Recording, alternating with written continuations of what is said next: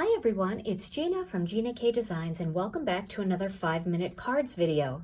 Today I'm going to be using the Rose Swirl stencil once again, and I'm going to show you how to do a partial stencil technique. I'm going to start with a little bit of masking magic.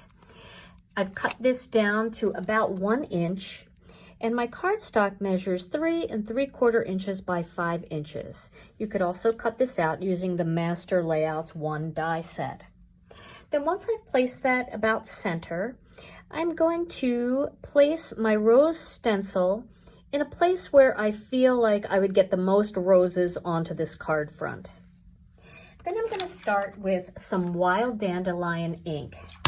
I'm going to ink up the small blending brush, these are the minis, and I'm going to just color in all of the roses. All right. And then once I get that done, I want to create a little bit of a shaded look on these roses. So I'm going to switch to a little bit of Sweet Mango ink. And I'm going to go over those same roses, but mostly in the center, just working my way out and fading away to nothing so that you can still see a lot of that yellow. And then once this is all done, I'm going to fill in the leaves. Now for the leaf color, I'm going to be using some Jelly Bean Green. And I'm going to color those leaves in, just kind of working my way up from the bottom of each leaf to create a little bit of a shaded look. You want to make sure you get all the leaves around each of these roses, but don't go into any of the other areas. It's okay if you go a little bit outside the stencil into those areas, but don't fill them in completely with the green. All right. I really love having lots of different ideas for each stencil design and also for different stamp sets. That's why I keep bringing the same ones out over and over again. All right. So now once that's done, you can remove your stencil and then you can remove that piece of masking magic. I have it kind of pressed down here onto my cardstock to keep everything in place. Now I've cut 2 tiny strips of black cardstock, and these are just about 1/8 of an inch wide each. And I'm going to border off these areas. And this is where you can really make sure that you're straight. If your masking magic was a little crooked, it doesn't really matter, because as long as you make these border lines straight, it's going to look just great.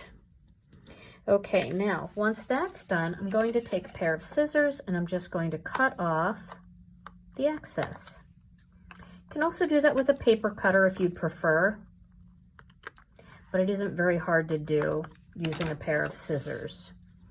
Okay, so now, get that out of the way. It's all stuck.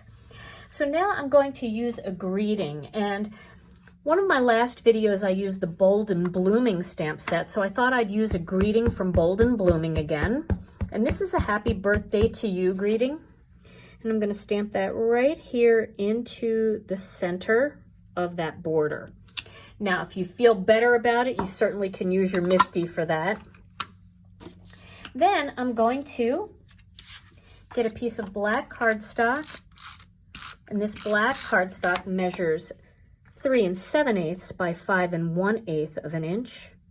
Just that little 1/8 of an inch difference gives that nice little border. And then the whole thing is going to go on top of a piece of honey mustard cardstock, which I turned into an A2 card base.